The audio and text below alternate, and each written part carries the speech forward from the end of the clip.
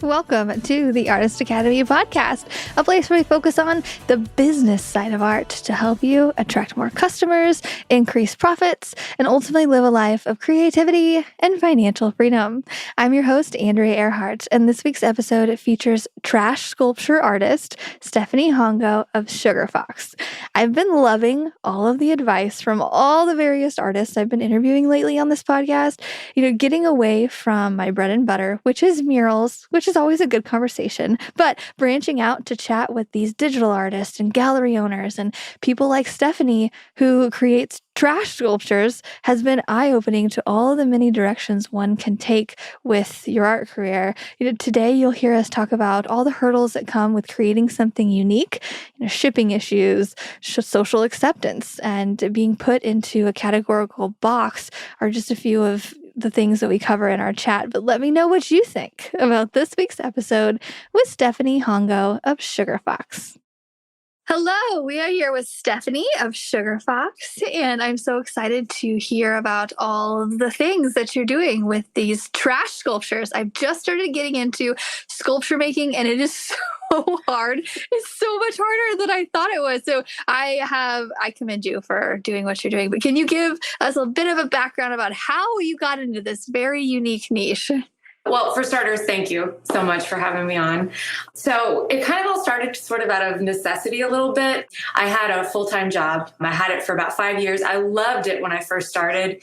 And then over time, I gradually started to dislike it. And then it just tanked at the end. I hated it. And as an artist, I'm sure you know, there's only a limited amount of stuff out there for artists, especially kind of in the terms of what I do and what it seems like you do as well, like fine art. A lot of it is digital based, and I don't have any of that skill set. So when I was looking for other jobs, nothing really was presenting itself. And I really did want to leave. So I kind of just all of a sudden just quit, just up and quit without anything lined up. And, it just kind of became apparent that I would have to figure something out. And as an artist, I've always sort of fallen back on my ability to make things. So I was like, all right, well, let's just try to be a freelance artist and see how that goes. So for a little bit, I was like, okay, maybe I'll be a muralist, or I'll do painting and all of that kind of stuff. And then as a muralist, you have to have that commissioned by someone. You can't just go painting people's walls.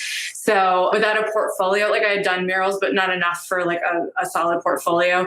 So without that kind of work being available to me, I started thinking, okay, I just got to make stuff that I can sell. So are you familiar with Bordalo? No. Second? So he's an artist in Europe. He makes these large, grand trash installation pieces, murals on the sides of like large buildings. And I've been following him for quite some time, love his work. And I thought to myself, like, that is the coolest work I've ever seen. And I know I can do a version of it, obviously nothing like what he does, but I was like, I know I can do this. So I was thinking to myself, okay, well, sculpture would be really great, but the amount of money it takes for supplies, I didn't have a job. So I was like, you know what? Trash is in surplus. It's free. Maybe I can make something like what Bordalo does in a smaller scale and then sell those pieces. So I made a blue deer that I named Yondu. That was my very first trash piece. And that one I put up for sale. It did not sell, but I loved it. And I felt super fulfilled after doing that work. It was the first thing I'd ever really made on my own that I thought was like just this really dope art form that I was like, I would absolutely love to continue doing this. So after I made that one, even though it didn't sell, I was like, this is what I want to do. This is the most fun I've ever had creating anything. So I just kept making them. Gradually, the smaller ones, because I went a little smaller after that one. The smaller ones started to sell, which was amazing. And then in between there, I had to get a couple jobs. That wasn't the final say in my career as just being an artist.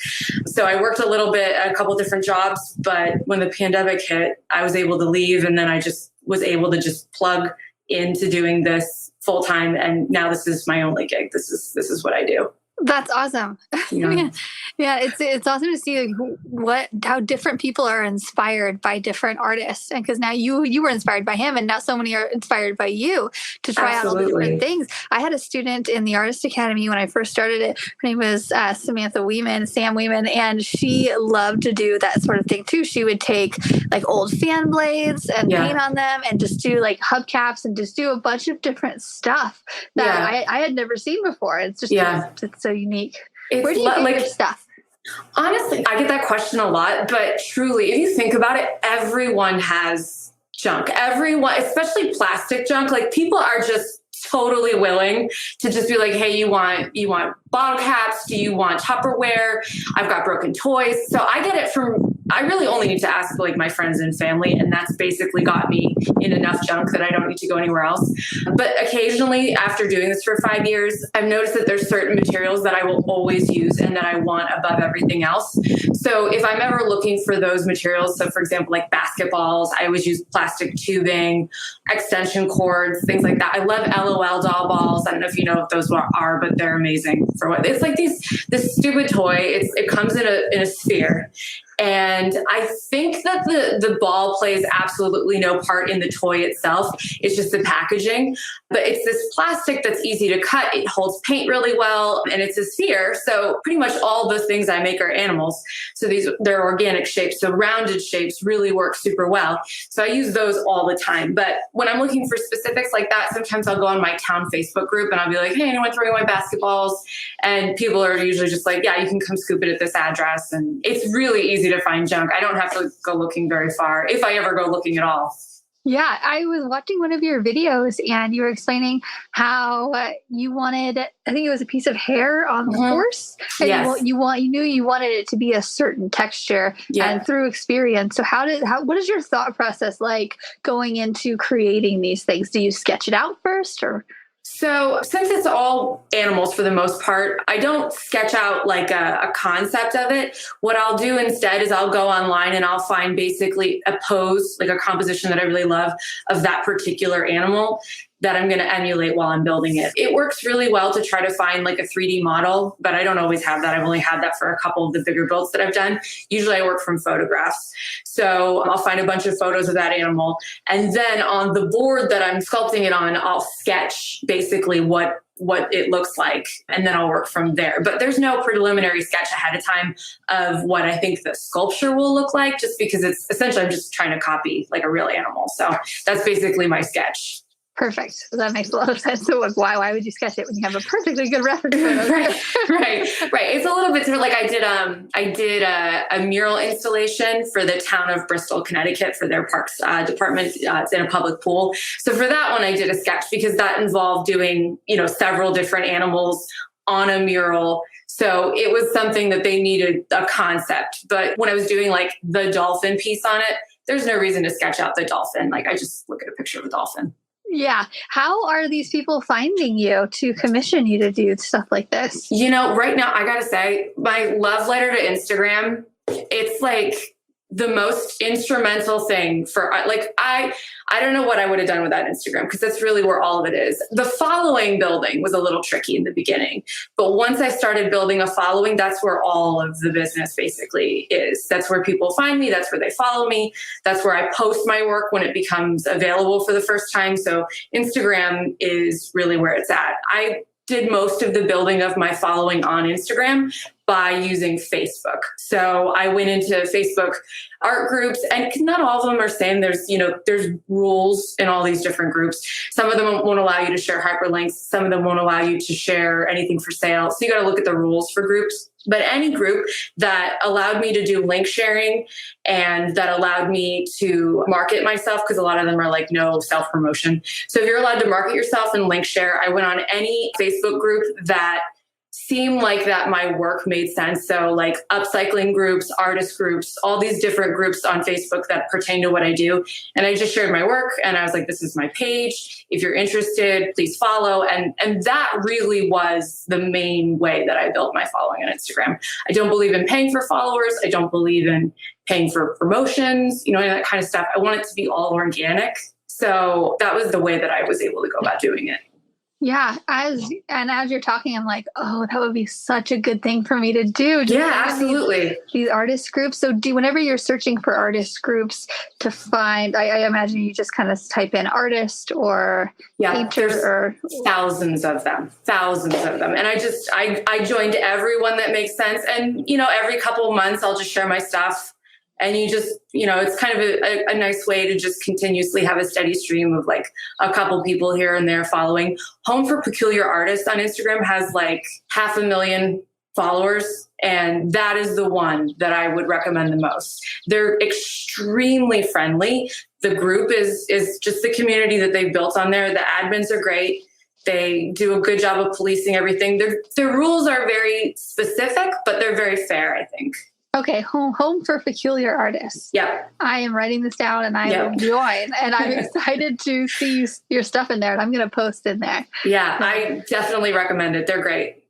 Okay, perfect. Oh, my head is spinning with like ways to promote like art and the academy and all the things, like getting into these art groups, of course. Like, how did you start? Well, how did you get like the bulk of the fall? You haven't, like, I was looking at your numbers. You're so close to 100K. That's dope. Right? Yeah. Yeah.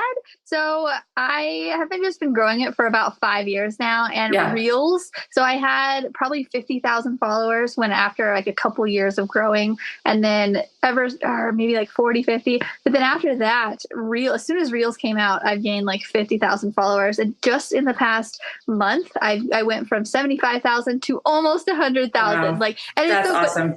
But for like a year and a half, I was stuck at like 75,000, and I'm like, whatever, this is enough. Like, it's not like I'm going to reach forever. But then it just I had 3 reels hit, and they each got about 1 million views. Wow. And people just follow. And I don't know that awesome. I've seen, the funny thing is that I don't know that I've seen like an increase in comments or likes, really. And you'd think that you would. Yes. So, but you never know where a customer is going to come from. So there's probably a customer in there. Yeah, that's what I was just going to ask you. I've noticed interest in my work on Instagram has only risen. Like, my selling of work has been consistent and positive and great. So I have no complaints there.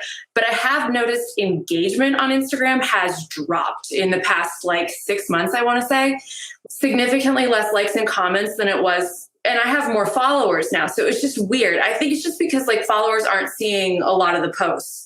Yeah, and if I post a photo, it's not getting anything. Like, but if I post a reel, that is the only way that I'm getting attention. It does seem like they're trying to be like TikTok. So that's where they're just like scrolling through and they're only watching videos. I agree. I've seen that too. Yeah, I started out on TikTok a couple years ago. I got in kind of early and just had great success with it. And now in the last year, TikTok is like, no. Oh, is it? Yeah. Really? For me anyway. But I've heard other artists are doing really well at it. I've migrated back to Instagram because that's where I see most of the stuff coming from. But I way prefer Instagram. That's my favorite platform for sharing. Me too.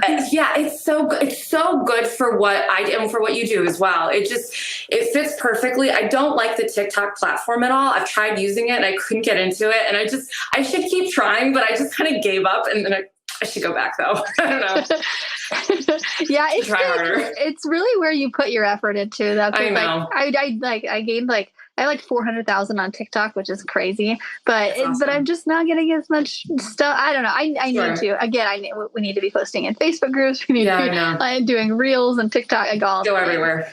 How did you get this started? So did you first start by doing a couple sculptures on your own, and then people started asking for them? Or do you create most of them, or is it commission based? Like, are people being like, I want horses, or? Yeah. So I would say for the first year, it was just me making what I wanted to make for the most part. And then about a year into it, when I started kind of building a little bit of a following, the sale of what I was making on my own just kind of stopped, but there was a great interest in commissions. I had nothing but commissions. It was just people being like, I want a chameleon, I want a horse, I want a shark. That was it. So I was taking those on. That's been like the bulk of what I've made in my career has been commissions. But then it got to the point where there were so many that I had to close them and just kind of keep my books delegated to a certain amount of people at a time. And then in doing that, I started to notice as my books were closed and I was just kind of making stuff that seemed fun, that now it was selling again, like the kind of stuff that I just wanted to make on my own. So once that started happening, I was like, well, I don't have to take commissions. I'm not going to, because there have been so many. And like the lion's share of what I've gotten in terms of clients and followers have been fabulous. Absolutely lovely, amazing, beautiful people. But the one little commission that you get that like the person's super difficult, you're just like, oh no, never again. Never why did I take this? So it's like the rotten apples ruin it for everybody. And it makes it so that I'm just like, you never know how someone's going to be ahead of time. And then they could end up being crazy difficult. You could end up feeling very disappointed with what you produced for them. And it could end up being this slippery slope of just this self-hatred because it's not the fun, easy, wonderful work that it's supposed to be. It's a labor and it's shitty. And I don't want to have to go down that road if I can avoid it. So for sure. We'll see. I can, as soon as you said that, I immediately popped up. I have 2 customers right now who were on our 4th round of sketches and they changed it completely 3 times. And I'm like, okay, shoot me. I'm like, oh yeah, those I'm like, I'm sort of scared to paint for them because they're so particular. And you're right. But it's, and then there's some that are just like, oh, thank you so much. I loved it. No, this is great. Like, and do 0 critiques. And it's like, oh, right. Great. And like, that's the thing about it. I understand because not every artist even is lucky enough to have people wanting to commission work from them. So I understand from one of those artists, like how it might sound to have someone be like, I don't want to do commissions. But if you can avoid it, don't do commissions. You know what I mean? Yeah. Yeah, it's so much fun using your own creativity. Although I can kind of get stuck sometimes. And if I don't have to show up on site to a mural location, it's kind of hard for me to get myself motivated to paint around the house. Do you have any tips for me for that? To create on your own terms? Well, because I get it. Like, that's such a common, that's the biggest thing I think among artists that you talk about is just like, what if it's not there? Like, what if you just don't want to do, and then you're just wasting your time and you're just staring at a paper or canvas or a board or whatever you work on. What I do usually, like I have a routine every morning. I get up, I have my coffee, I do a run, and then I make myself sit in my workspace. Even if I'm not feeling it, I'll just sit down there and I'll look at the stuff I've got. I'll like look at my phone. I'll look at since I do mostly animal sculptures, I will just Google animal art and I'll just look at like the wide range of like paintings from pottery to murals to all the stuff that people have done based around animals. And sometimes that will get my creative juices flowing for, okay, this really beautiful unicorn that they did with these colors. Wouldn't that be cool to do those colors as a fish or, whatever it might be. So sometimes looking at other people's work or just looking at pictures of animals is helpful in getting a little bit of creativity flowing. I think that as long as you're not pulling and plagiarizing and completely biting someone's style, looking at other people's work has been a huge motivator for me. Like Bordalo's work is the reason why I do this. Like when I was following him and looking at all the stuff that he does, I was just like I said, I know that I can do some version of this. I'm excited to try it. So true. How are you pricing your stuff? So I think that's tricky because I get that question a lot from people, especially like new artists trying to figure out how to price their work. I think that when you're new, it's almost impossible to give people that advice. They have to just kind of go with what they think. Like it's so hard from one person to another. Initially, I was pricing it way lower than what I should have. And that's just because I needed to eat. So I was just like, this has to sell. So whatever I think that I can sell this at, that doesn't make me feel like I've wasted my time, I was willing to sell it at. But now that it's gotten to a point where I'm selling it consistently, basically I just kind of look at size, the effort that I put into it, whether or not I got something out of it or if it took away from me, other pieces that are similar in size and quality, what did they sell at? Just kind of look at it in comparisons to there. I've never really been a believer in selling my work based on a specific hourly rate. And that's mostly just because I am a fast worker for the most part. And I do put all of my time into building and then I stop and then so it's just like, it doesn't make sense for me to do an hourly rate. And size too doesn't really make sense either for what I do because if I'm making something that a big bulk of it is just a part of its tail or something, and you're putting it on a board that's huge, but there's not really the bulk of the sculpture isn't taking up the size of the full space, size doesn't really make sense to charge it that way either. So at this point, it's been kind of a scale of what did that one sell for? And is it comparable to this? And then once I had that kind of bulk of work sold where I could have a comparison, then it became a little easier to price things. In the beginning, it was difficult. I had to just basically guess and then see if it sold. And then if it did, I was like, okay, so I know that someone will buy it at that. So maybe we raise it a little bit the next time and see if it sells. And then I did that gradually for a while. So I couldn't even begin to give you advice, or not you, but like whoever, advice for selling to begin with. I think it's a lot easier once you've sold a couple of things. For sure. Learning by doing. Yeah. Do you have a project in mind, like a giant life-size elephant or something that you want to do one day? I do. For about 5 years, actually, since the very beginning of me doing this, I've wanted to make a very, very, very, very big wyvern. Do you know what that is? No. So it's a dragon, but it's specifically a dragon that has wings instead of front arms. Like basically wings and then legs, not the 4 legs and 2 wings, or, like there's a lot of different types of dragons. So specifically the wyvern, just because I like the silhouette, I want to make it huge. But number one, I don't even know how I would begin to go about doing that based on the space that I have now. I think I'd need to have like a bigger garage space to work in. And number two, I need to do a little more work with figuring out how to engineer something like that. I just made actually a pretty large elephant. I named it Jericho. It was 5 feet by 5 feet. And that one is, I think, about as big as I can get without trying to devise some sort of armature to go inside it. Because it was just the mass of it. I was just afraid because I work with plastics. It's not like it's metal that's welded together. So I think there's only so much strength that can be had, but just plastic on plastic. So I think I would need either a metal or a wooden armature inside to do it that big.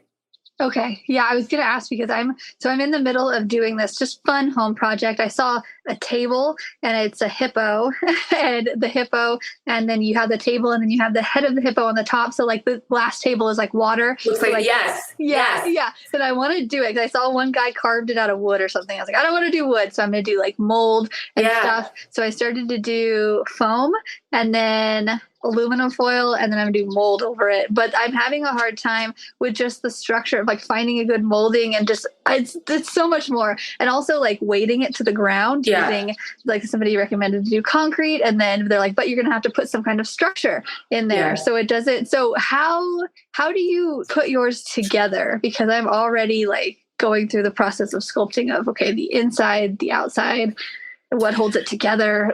So I think the easiest thing to do, I typically, when they ask me that, or anyone asks me that, I try to show them pictures because I think it's a lot easier to see it than it is to actually physically see it versus explain it. But basically I try to start with, my foundation pieces are not like leaning into the shape at all. They're just basically there for mass. So I'll find something that's like a large bowl, and let's say I'm building a lion head. So the large bowl is kind of just building mass out. So that way, when I get to the things like the snout and the eyes, they are located in space where they should be lifted away from the board. So typically I'll work from like the furthest part back and I'll move forward. So the ears, I need to make sure that I have enough space between the neck, which I put on the board, built out where the snout's going to be. And then here are the eyes, which are, on a plane that's a little further back from the nose. It's so many moving parts.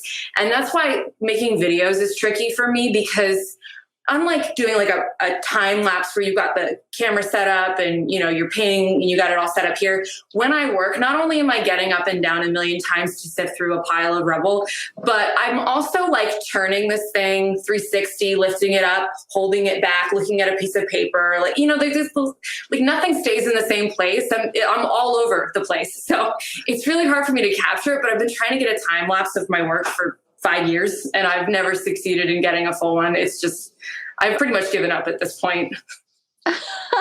That's awesome. How do you transport this stuff? So shipping is a bear. That is by and large my least favorite part of doing this full time, is shipping. Thank goodness my boyfriend is very good with woodworking. So he's massively instrumental in helping me do that. He helps me do the crates. Basically, every piece that I ship has a custom crate that I build with it. So the thing about it, though, is that since it's made out of plastic, I have no faith in packing materials and keeping it safe. I'm afraid that not only will it potentially break, but I'm afraid of the paint chipping if there's any pressure put on the piece. So basically what I'll do is I'll build it so that way it's flat down on the back of the crate, the bottom of the crate.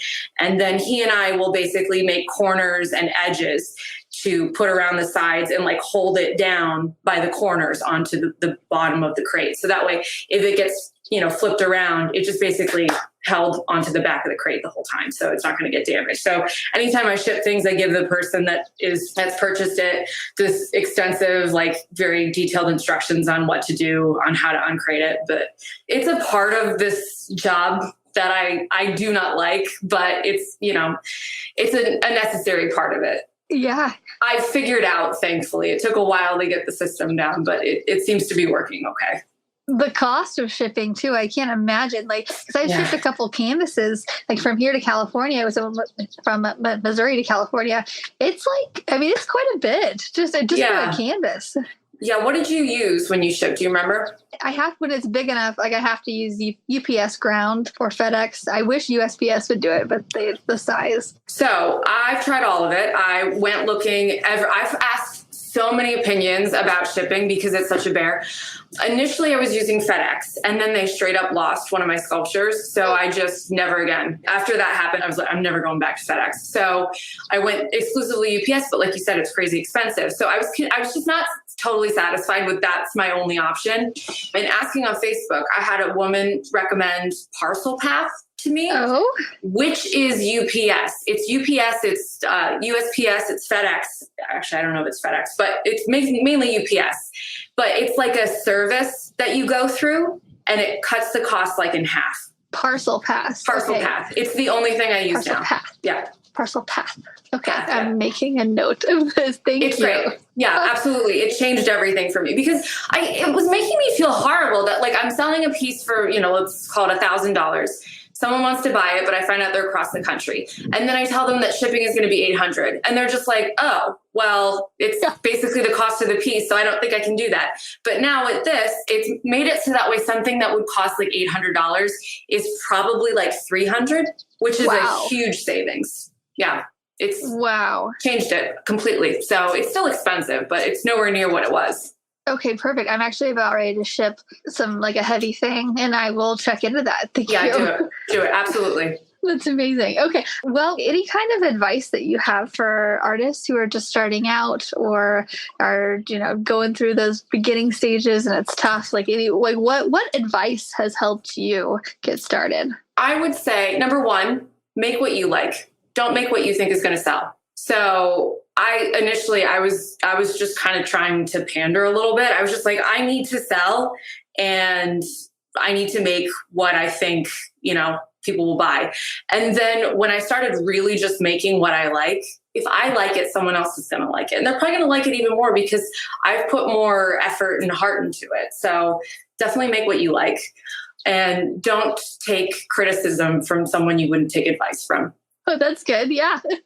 Because your method is different. And people who are doing different, unique things, I'm sure there's a lot of criticism that comes with that, right?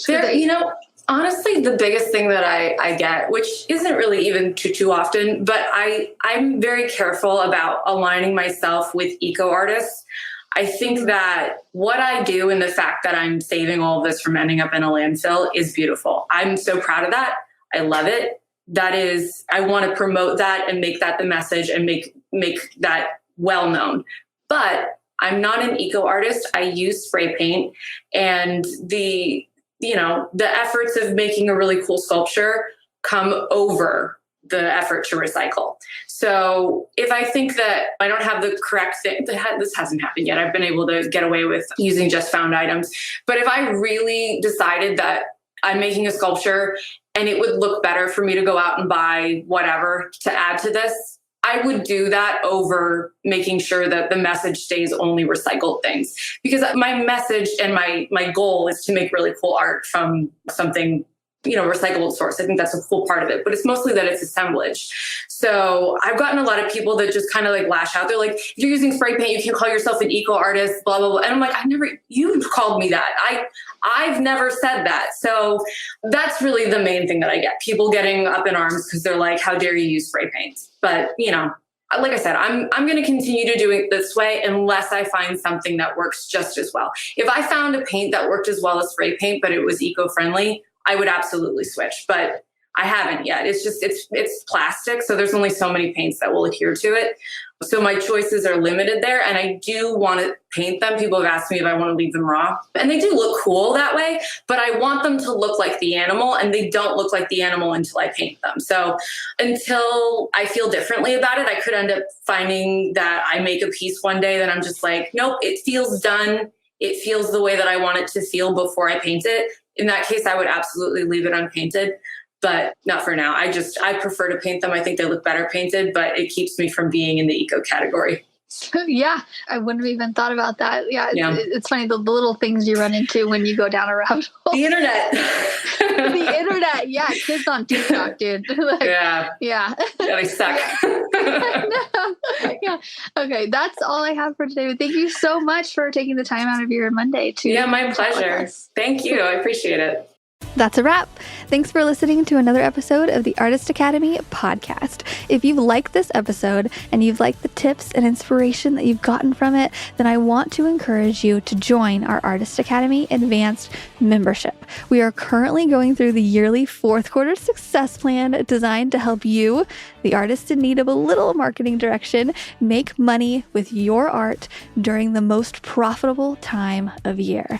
If there's ever a time to double down on your art business efforts with promoting and pitching and sending out the emails that you know you need to send out and creating holiday window art and getting clear on what you're offering this holiday season and communicating that effectively with your audience, now is that time. Every year I double down on my efforts to sell during the fourth quarter, and every year I get better and better at it and make even more money than any year prior.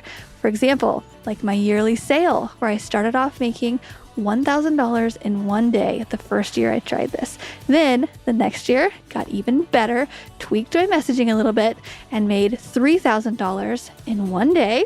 And then the following year made $5,000 in one day selling the art that was just sitting on my website that nobody had yet purchased, just by enhancing my marketing and promotion efforts with this fourth quarter success plan. Every year I give you the exact game plan that I'm using, refined by years past, in the form of step-by-step videos and templates for you to use to sell your unique art. Whether it be originals, prints, or my favorite, murals. I make it really easy for you to get some help with your art business plan during this very timely part of the year. Go to artistacademy.co. That's artistacademy.co. Or click the link below in the notes to apply and join our group of highly encouraging artists from all over the world. Again, it's artistacademy.co, and I'll see you inside the membership for our fourth quarter success plan.